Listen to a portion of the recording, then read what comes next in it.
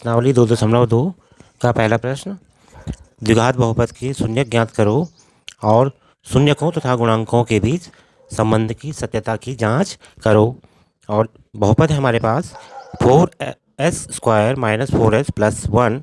इस बहुपद 4s का वर्ग ऋण 4s धन 1 को हल करने के लिए हम सबसे पहले इसके पहले पद और तीसरे पद को गुणा करके लिखते हैं। ऐसे 4s का वर्ग गुणा गया 1 बराबर 4s का वर्ग, और इसका गुणांक 4 है, ये हम ध्यान में रखेंगे। और अब हमने इस 4 के खंड करने हैं, या इस 4 के हमने टुकड़े करने हैं। इस तरह 2 दूना 4, 2 एकम 2। तो हमने इस 4 के टुकड़े कर लिए हैं, जो कि हमें 2 गुणा 2 के रूप में मिले हैं। बहुपद के तीसरे पद के चिन्ह पर ध्यान देंगे, जो कि धन है। कि ये धन कहता है कि इस 4 के ऐसे 2 टुकड़े करो जिनका गुणा 4 हो तथा जिनका योगफल ऋण 4 हो। तो हम इसे ऐसे व्यवस्थित कर सकते हैं प्रश्न की ज़रूरत के अनुसार।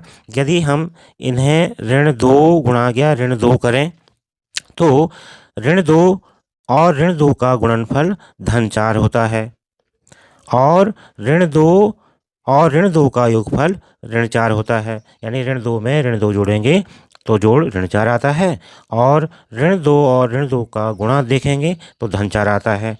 इस तरह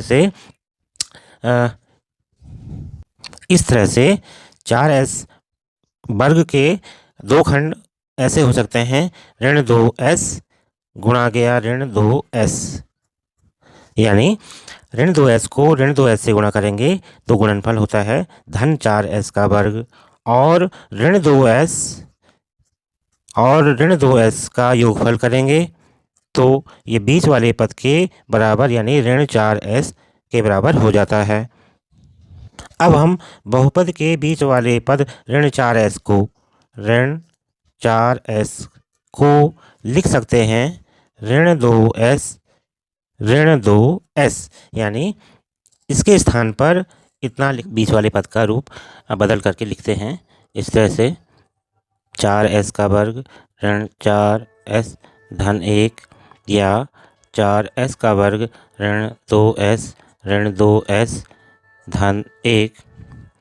या अब हमने जोड़े बनाने हैं, और प्रत्येक जोड़े से हमने उभयनिष्ठ लेना है।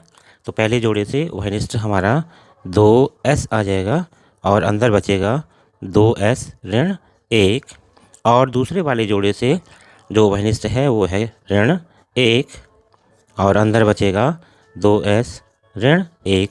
अब ये धन ऋण हो जाएगा। तो फिर उभयनिष्ठ लेने पर 2s ऋण 1 उभयनिष्ठ, और बचा है 2s ऋण 1।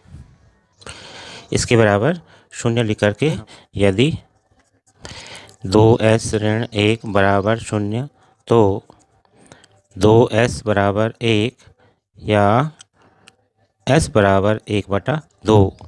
पुनः एक बार इस खंड को भी लेंगे, 2s ऋण 1 बराबर 0 या 2s बराबर 1, तो s बराबर 1/2। इस तरह से हमने 2 शून्यक प्राप्त कर लिए हैं, s बराबर 1/2 और s बराबर 1/2। तो इस तरह से s के 2 शून्यक हो गए 1/2, 1/2। और अब हम मान लेते हैं, माना अल्फा बराबर 1/2 और बीटा बराबर 1/2। यह द्विघात बहुपद का मानक रूप है। यहाँ a x वर्ग का गुणांक, b x का गुणांक तथा c अचर पद है। अब हमने दिए गए बहुपद से a, b और c के मानों को छांट करके लिखना है, और आगे जांच करनी है। जांच शून्यकों का योगफल अल्फा धन बीटा बराबर ऋण b/a। यह संबंध आपकी पुस्तक में भी दिया गया है, और अल्फा बीटा b a का मान हम उनके स्थान पर रखेंगे और हल करेंगे तो ये पाएंगे कि बायां पक्ष बराबर दायां पक्ष। ऐसे ही शून्यकों का गुणनफल संबंध है अल्फा गुणा बीटा बराबर c/a। Alpha beta c a का मान दोनों पक्षों में रखने पर हम इस नतीजे पर पहुंचते हैं कि यहाँ भी LHS बराबर RHS, अतः शून्यकों और गुणांकों के बीच संबंध की सत्यता सिद्ध हुई।